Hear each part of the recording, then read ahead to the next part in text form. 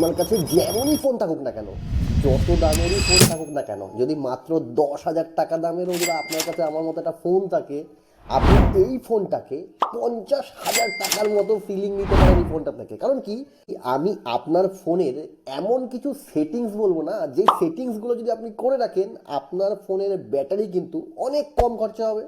2 নম্বর কথা হচ্ছে, আপনি যখন অনেক ওয়েবসাইটে যান, অনেক ধরনের অ্যাড আসে, সেই অ্যাডগুলো বন্ধ হয়ে যাবে। নাম্বার 3 হচ্ছে, যদি আপনার ফোনের একটুতেই স্টোরেজ ফুল হয়ে যায়, ফোন হ্যাং করে, সেটাও কিন্তু বন্ধ হয়ে যাবে। চলুন কি করে করতে হয় সেটা দেখা যায়। দেখুন, তার জন্য সবার প্রথমে আপনি চলে যাবেন আপনার ফোনে সেটিংসে যাওয়ার পর একটা জিনিস সার্চ করবেন, সেটা হচ্ছে স্ক্যানিং। দেখবেন দুটো ইন্টারফেস আপনার সামনে আসবে। দেখুন, এই যে ব্লুটুথ স্ক্যানিং আর ওয়াইফাই স্ক্যানিং, এই দুটো জিনিস কিন্তু আপনাকে অফ করতে হবে। কারণ কি, আপনি যখন আপনার দরকার নেই ব্লুটুথের স্ক্যানিংয়ের, তখনও কিন্তু আপনার ফোনটা ব্লুটুথ স্ক্যানিং করতে থাকে, তাহলে কি ফোনের ব্যাটারিটা নষ্ট হতে থাকে। তাহলে আপনি প্রথম ব্লুটুথ স্ক্যানিংটা অফ করে দেবেন। নাম্বার 2, ওয়াইফাই স্ক্যানিং, এটাকেও কিন্তু আপনি অফ করে দেবেন। এটা অটোমেটিক ওয়াইফাই স্ক্যানিং বন্ধ করে দেবে, তাহলে কি আপনার ব্যাটারিটা অনেক কম খরচা হবে। নাম্বার 2, আপনি চলে যাবেন আপনার ফোনের সেটিংসে, এখানে গিয়ে সার্চ করবেন ডিএনএস, লিখে সার্চ করবেন, প্রাইভেট ডিএনএস আসবে, এইটাকে অন করবেন। অন করার পরে যে প্রাইভেট ডিএনএস বলে একটা অপশন আছে, এইটাই ক্লিক করবেন। এখানে প্রাইভেট ডিএনএস প্রোভাইডার হটস নেম, এই জায়গাটা ক্লিক করবেন।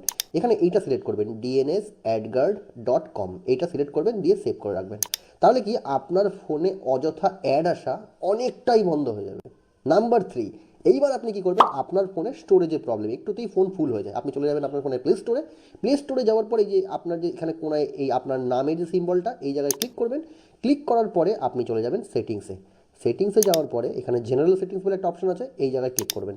যেই আপনি নিচের দিকে যাবেন, এখানে একটা অপশন আপনি দেখতে পাবেন, অটোমেটিক্যালি আর্কাইভ অ্যাপস, এই যে অপশনটা আছে, এইটাকে অন করে দেবেন। এর ফলে কি হবে, যেই অ্যাপগুলো আপনি খুব রেয়ার ইউজ করেন, মানে 15 দিন 30 দিন আপনি ইউজ করেননি, সেই অ্যাপটা কিন্তু অটোমেটিক্যালি আর্কাইভ হয়ে যাবে।